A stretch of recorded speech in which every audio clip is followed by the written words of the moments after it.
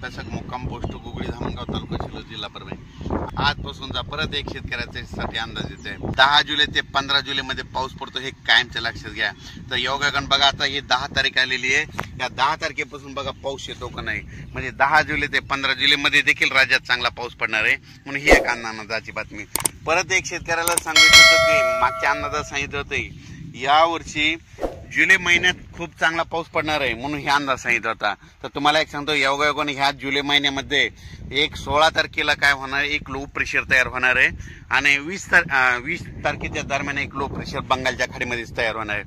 दरवर्षी जुलै महिन्यात कधीच बंगालच्या खाडीचा पाऊस आपल्याकडे येत नाही, पण यावर्षी अशी परिस्थिती की जुलै महिन्यामध्ये ते लो प्रेशर येणार आहेत म्हणून हा अंदाज लक्षात घ्यायचा.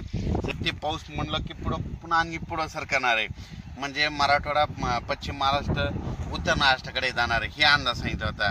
तर योगायोगाने सांगतो की आता आज 7, 8, 9ला तो पाऊस आता राज्यामध्ये आता बराच पुढे सरकणार आहे. म्हणजे उत्तर महाराष्ट्राकडे, सातारा, सांगली तिकडे देखील जाणार आहे आणि मराठवाड्यात देखील बऱ्याच ज्या ठिकाणी नाही पडला त्या ठिकाणी ह्या 3 दिवसात चांगला पाऊस पडणार आहे.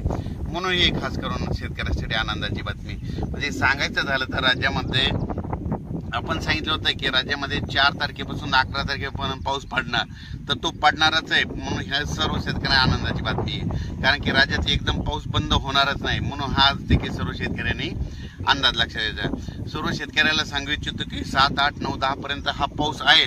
पण परत एक शेतकऱ्यासाठी आनंदाची बातमी, मी प्रत्येक वेळेस बघा जानेवारीमध्ये